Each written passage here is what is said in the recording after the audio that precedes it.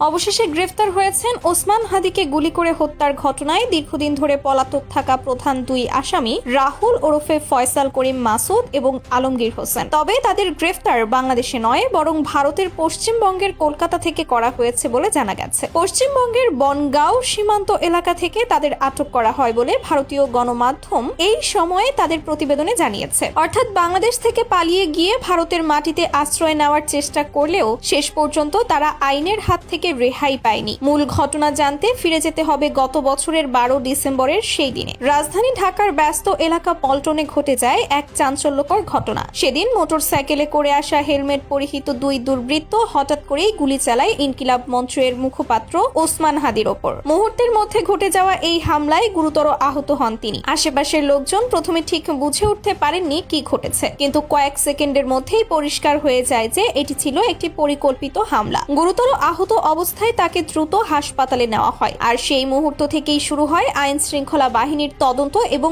অপরাধীদের খোঁজে অভিযান। তদন্তকারীরা শুরু থেকেই ধারণা করছিলেন যে এটি কোনো আকস্মিক হামলা নয়, বরং আগে থেকে পরিকল্পনা করেই এই হামলা চালানো হয়েছে। ঘটনার সিসিটিভি ফুটেজ, প্রত্যক্ষদর্শীদের বর্ণনা এবং বিভিন্ন প্রযুক্তিগত তথ্য বিশ্লেষণ করে ধীরে ধীরে সন্দেহভাজনদের পরিচয় শনাক্ত করতে শুরু করে তদন্তকারী সংস্থাগুলো। তদন্তকারীদের দাবি অনুযায়ী হামলাকারীদের মধ্যে একজনকে শনাক্ত করা হয় ফয়সাল করিম মাসুদ হিসেবে। এই ফয়সাল করিম মাসুদ আবার রাহুল নামেও পরিচিত। তদন্তের অগ্রগতির সঙ্গে সঙ্গে তার নাম ক্রমেই আলোচনায় উঠে আসে এবং তাকে এই হামলার অন্যতম প্রধান সন্দেহভাজন হিসেবে চিহ্নিত করা হয়। এই ঘটনার গুরুত্ব এবং আলোচনার মাত্রা এতটাই বেড়ে যায় যে অন্তর্বর্তী সরকার তাকে গ্রেফতারের সহায়তার জন্য 50 লাখ টাকা পুরস্কার ঘোষণা করে। সাধারণত খুব বড় ধরনের অপরাধ বা গুরুত্বপূর্ণ আসামিকে ধরার ক্ষেত্রে এই ধরনের পুরস্কার ঘোষণা করা হয়। ফলে বোঝাই যায় আইন শৃঙ্খলা বাহিনীর কাছে ফয়সাল করিম মাসুদ কতটা গুরুত্বপূর্ণ একজন সন্দেহভাজন হিসেবে বিবেচিত হচ্ছিলেন। তার গ্রেফতারের জন্য দেশজুড়ে তৎপরতা বাড়ানো হয় এবং বিভিন্ন গোয়েন্দা সংস্থাও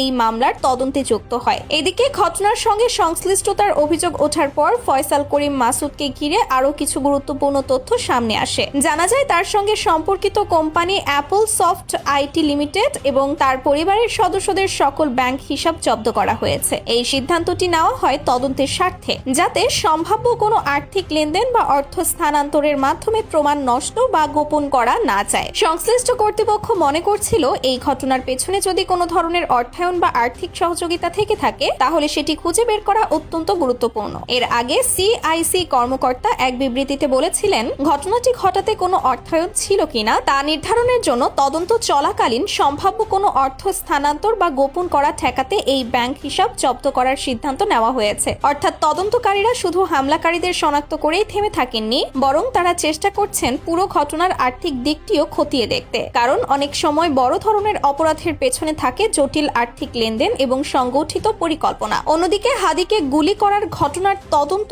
আইন প্রয়োগকারী সংস্থাগুলো এখনো চালিয়ে যাচ্ছে। শুধু অপরাধীদের গ্রেফতার করাই নয়, বরং এই ঘটনার পেছনে আর কারা ছিল, কোনো বড় চক্র বা সংগঠন জড়িত ছিল কিনা এসব বিষয়ও খতিয়ে দেখা হচ্ছে। আর্থিক গোয়েন্দা কর্তৃপক্ষ এই মামলার সঙ্গে সম্পর্কিত সম্ভাব্য আর্থিক যোগসূত্র এবং লেনদেন পরীক্ষা করছে। তারা বিভিন্ন ব্যাংকিং তথ্য, লেনদেনের রেকর্ড এবং সন্দেহজনক আর্থিক কার্যক্রম বিশ্লেষণ করে দেখার চেষ্টা করছে যে এই হামলার পেছনে কোনো আর্থিক পরিকল্পনা বা সহযোগিতা ছিল কিনা। এদিকে এই ঘটনার আইনি প্রক্রিয়াও কম জটিল নয়। এর আগে হাদি হত্যার ঘটনায় থানায় মামলা করেন ইনকিলাব মঞ্চের সদস্য সচিব আব্দুল্লাহ আল জাবের। মামলাটি দায়ের হওয়ার পর থেকেই তদন্ত শুরু করে আইন শৃঙ্খলা বাহিনী। তদন্ত শেষে 6 জানুয়ারি ডিএমপির গোয়েন্দা শাখা ডিবি এই হামলায় 17 জন আসামির বিরুদ্ধে আদালতে অভিযোগপত্র দাখিল করেন। অভিযোগপত্রে ঘটনার সঙ্গে জড়িত বিভিন্ন ব্যক্তির নাম উল্লেখ করা হয় এবং তাদের বিরুদ্ধে প্রয়োজনীয় আইনি ব্যবস্থা নেওয়ার সুপারিশ করা হয়। কিন্তু এখানেই শেষ হয়নি এই মামলার জটিলতা। মামলার বাদী আব্দুল্লাহ আল জাবের 15 জানুয়ারি ডিবির দেওয়া অভিযোগপত্রের বিষয়ে আদালতে নারাজি আবেদন দাখিল করেন। অর্থাৎ তিনি মনে করেছিলেন যে তদন্তে হয়তো কিছু বিষয় যথাযথভাবে উঠে আসেনি বা আরো গভীরভাবে তদন্ত করার প্রয়োজন রয়েছে। এই নারাজি আবেদনের পরিপ্রেক্ষিতে আদালত মামলাটি অধিকতর